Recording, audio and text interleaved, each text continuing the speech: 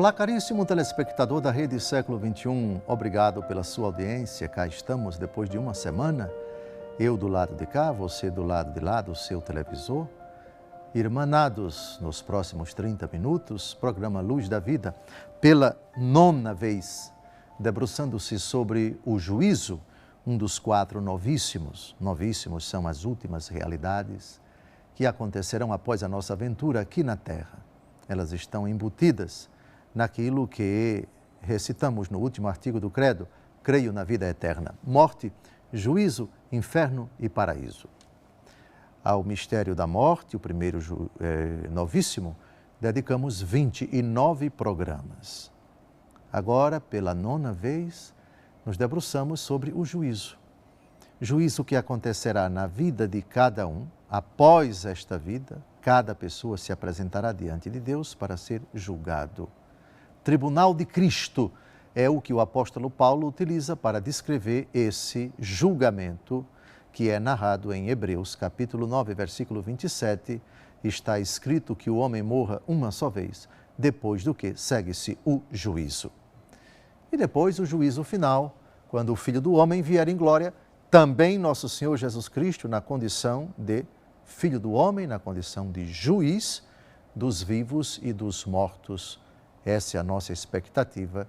Nós aguardamos a sua vinda, pois ele sentado está à direita do Pai, de onde há de vir para julgar os vivos e os mortos.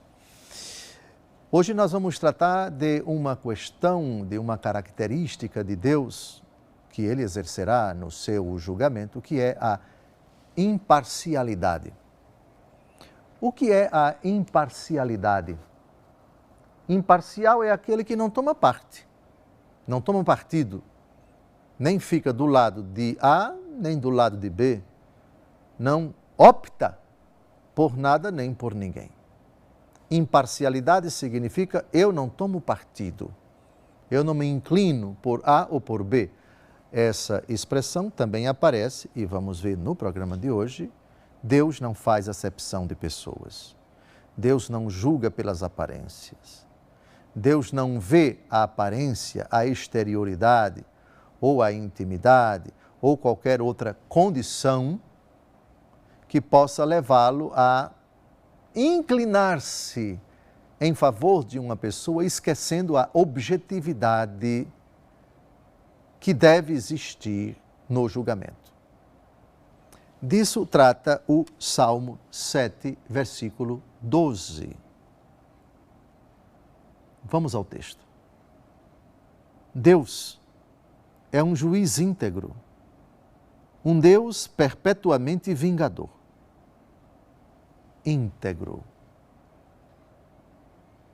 Integridade é a característica de algo ou de alguém que significa o todo, não uma parte. Daí vem a palavra parcial. Parcial de parte, de partido. Então, uma pessoa parcial é uma pessoa, digamos, tendenciosa. O seu julgamento não é justo. O seu julgamento não é objetivo, mas subjetivo. Isto é, está condicionado, foi eivado de questões do sujeito, daquele sujeito. Eu julgo para agradá-lo, para favorecê-lo. Eu não julgo a partir de critérios fora dele, critérios objetivos, mas eu julgo em função do sujeito, de acordo com o sujeito, para favorecer o sujeito. Integridade não. Integridade não tem parcialidade. Integridade é o todo. Quando você não olha para uma parte, mas olha para o todo, quando você não leva em conta uma parte, mas leva em conta o todo, aí sim se diz o juiz íntegro. É lógico que a integridade tem relação com uma característica que hoje nós desejamos tanto, nós buscamos tanto, nós anelamos tanto para as nossas autoridades constituídas. A incorruptibilidade. Esse não se corrompe porque é íntegro. Esse não se vende porque é íntegro. Esse daí ninguém consegue dobrá-lo, ninguém consegue colocá-lo na palma da mão. Esse daí não permite que sua mão seja lavada, que o seu bolso seja forrado. Vocês entendem o que eu estou falando? Esse é íntegro. Repito, Deus é um juiz íntegro.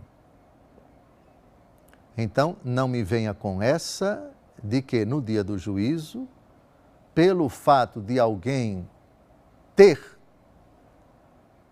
ostentado a condição de amigo de Deus.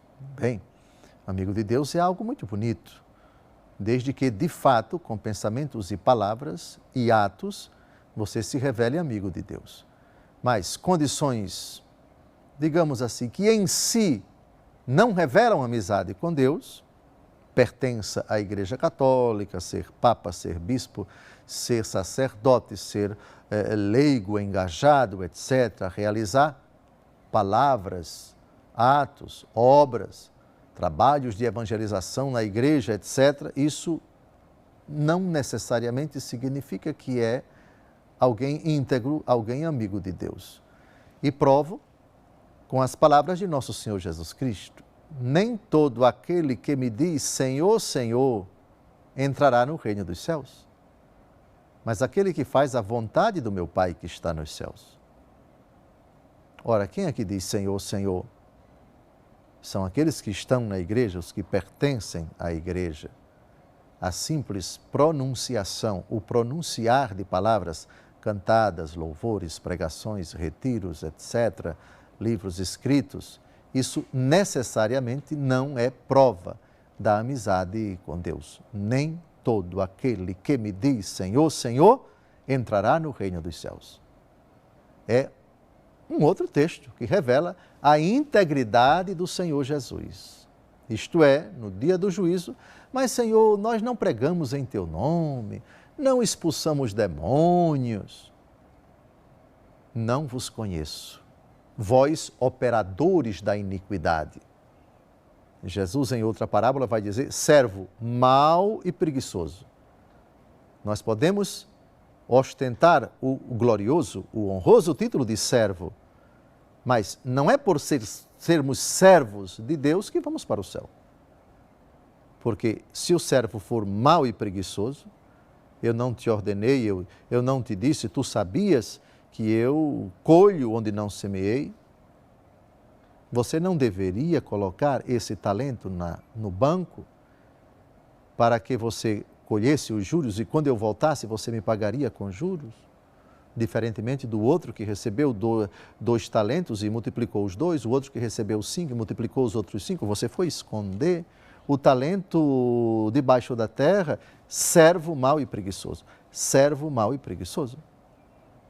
São frases que nós vamos ver ainda quando chegarmos no Novo Testamento do íntegro juiz.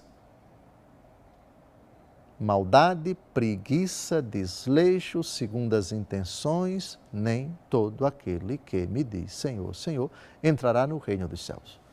Porque se assim fora, não teríamos mais um juiz íntegro, mas um juiz tendencioso, que dá um jeitinho, faz um julgamento tendencioso, injusto,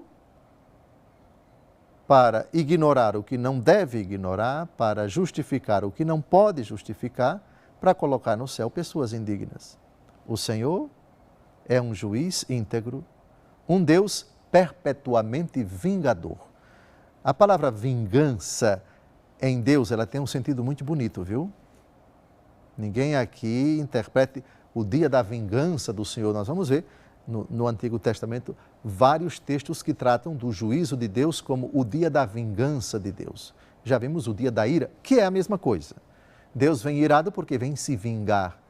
Vingar, para nós, não é legítimo, não é correto. Deus não admite que nós nos vinguemos das pessoas. Mas Deus pede que nós peçamos a Ele que Ele se vingue. Vingar, em latim, é vindicare. Vindicare significa fazer justiça. Ora, quem é o único que pode fazer justiça diante das injustiças? É Deus. Deus é o vingador, mas não no sentido humano. Por que a vingança para nós é proibida e para Deus é permitida? Porque Ele pode se vingar e nós não podemos nos vingar. A resposta: Ele pode se vingar porque o juízo dele é justo.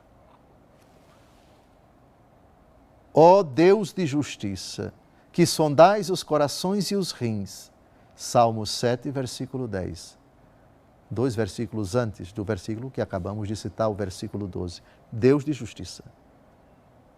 Já a nossa justiça, a nossa vingança com as próprias mãos, ela não é justa. Então, o que é fazer justiça com as próprias mãos?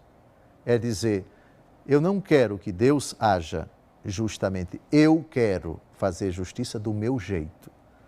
E o homem é fraco, e o homem é tendencioso. E o homem, às vezes, ao cometer a justiça com suas próprias mãos, ele se excede. O que ele aplica contra a pessoa que lhe praticou o mal é sempre desproporcional.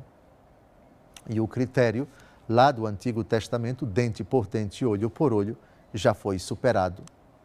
Se ele valeu durante um certo período da história de Israel, já foi abolido. Cabe a mim a vingança, diz o Senhor, texto que é retomado pela carta aos Hebreus, mas eu não queria tratar de textos do Novo Testamento porque ainda estamos no Antigo Testamento. Em todo caso, voltemos aqui para o Salmo 7, versículo 12. Deus é um juiz íntegro.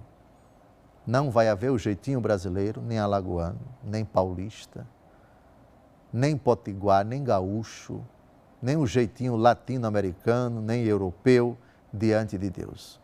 É integridade pura, perfeita, sempre de acordo com sua misericórdia e com sua justiça. O juízo será íntegro, não tendencioso, não marcado pela emoção, pelo momento ou pela raiva excessiva, e qualquer raiva é incompatível com Deus, ou com a bondade irresponsável, que não é bondade, e essa não é a bondade de Deus. Estamos terminando o primeiro bloco. Não saia daí, porque no segundo bloco retomaremos, desta vez, com o livro do profeta Isaías, no capítulo 33, versículo 22. Também a questão do Deus que não faz acepção de pessoas, isto é, não quero saber quem você é, se é papa, se é fiel, se é rei, se é vassalo. Aqui somos somente nós dois, eu, Criador, e você, criatura. Até logo mais.